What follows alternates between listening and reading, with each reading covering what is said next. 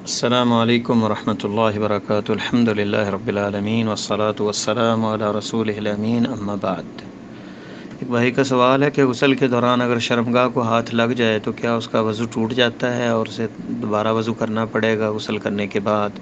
غسل کے دوران اگر شرمگاہ کو چھو لیا اس نے، شرمگاہ کو چھونے سے کیا وضو ٹوٹ جاتا ہے؟ یہ مسئلہ مختلف ہی ہے، اور سبب اختلاف جو ہے یہ حدیث ہے کہ نبی علیہ السلام سے بنت صفوان،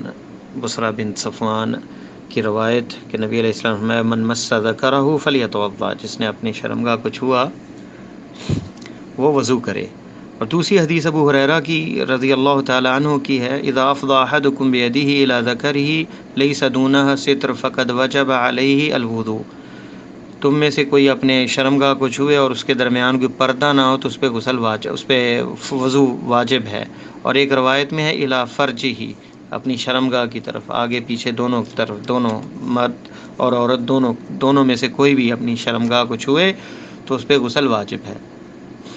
اب یہ جنہوں نے کہا کہ غسل واجب ہے شرمگاہ کو چھونے سے، دوسری حدیث جو کہتے ہیں اس سے واجب نہیں ہے، ان کی دلیل حدیث طلق ابن علی ہے کہ انہوں نے نبی علیہ السلام سے پوچھا کہ آدمی نماز میں اپنی شرمگاہ کو چھوتا ہے تو علیہ وضو، کیا اس پہ وضو ہے؟ تو نبی علیہ السلام نے فرمایا لا انما هو بضعۃ منک، یہ تمہارے جسم کا ایک ٹکڑا ہے۔ تو اگر حدیثوں پہ جمع کیا جائے دونوں پہ عمل ہو جائے تو یہ زیادہ بہتر ہوتا ہے کہ ایک کو لے لیا جائے اور دوسرے کو چھوڑ دیا جائے۔ تو دونوں میں جمع اس اعتبار سے زیادہ بہتر ہے کہ یہ جو آدمی کا سوال تھا نماز کے اندر، تو نماز میں بندہ کپڑے پہنے ہوتا ہے اور بغیر پردے کے جو ہے، بغیر کسی کپڑے کے شرمگاہ کو چھونے سے وضو نہیں ٹوٹتا۔ یہ حدیث اس موضوع پہ ہے طلق ابن علی کی۔ پہلی حدیث جو ہے جس میں ہے کہ بندہ جو ہے اس کا اگر شرمگاہ کو ہاتھ لگے، اور دوسری روایت ابو ہریرہ کی ہے جس میں ہے کہ درمیان میں کوئی پردہ نہ ہو اور وہ اپنی شرمگاہ کو چھوئے تو اس سے وضو ہے، اس سے وضو واجب ہے۔ تو دونوں میں کوئی تعارض نہیں ہوگا، اس طرح دونوں میں پہ عمل ہو جائے گا کہ اگر بغیر پردے کی شرمگاہ کو چھوئے گا بغیر کپڑے کے تو وضو واجب ہے، اور اگر کپڑے کے ساتھ کپڑوں کے سمیت اگر ہاتھ لگ گیا تو اس سے اس کا وضو نہیں ٹوٹے گا۔ تو اب یہ مسئلہ کلیئر ہوا۔ تو پھر دوسری بات یہ کہ غسل کے درمیان میں بندہ جو ہے اگر اپنی شرمگاہ کو چھو لے تو اصل طریقہ یہ ہے کہ سنت جو آپ صلی اللہ علیہ وسلم کی ہے وہ یہ ہے کہ جو بخاری کے اندر حدیث ہے اور صحیح مسلم میں ہے ابن عباس رضی اللہ تعالی عنہما کی، کہتے ہیں قالت میمونہ، آپ کی خالہ میمونہ رضی اللہ تعالی عنہا سے انہوں نے روایت کی ہے کہ نبی صلی اللہ علیہ وسلم کے لیے انہوں نے غسل کے لیے جو ہے پانی رکھا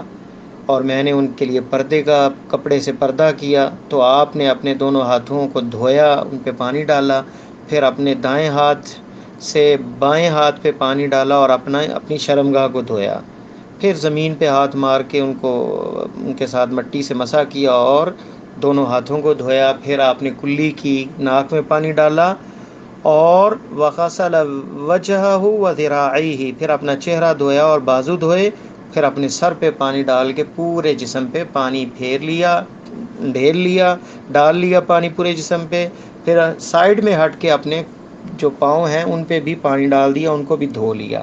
تو یہ ہے جس سے غسل واجب بھی ہو گیا اور مسنون غسل مستحب بھی ہو گیا، اس کے ساتھ وضو کی ضرورت نہیں۔ اب یہ کرنے کے بعد اگر دوبارہ اس نے بغیر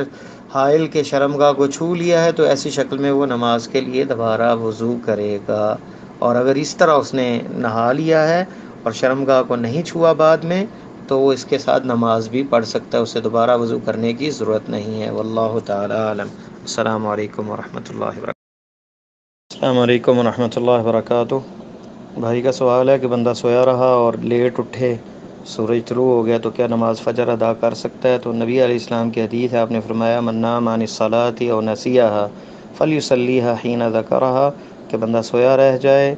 یا بھول جائے نماز تو جب اسے اٹھے اور جب اسے یاد آ جائے فوراً وہ نماز پڑھے، اسے مؤخر نہ کرے۔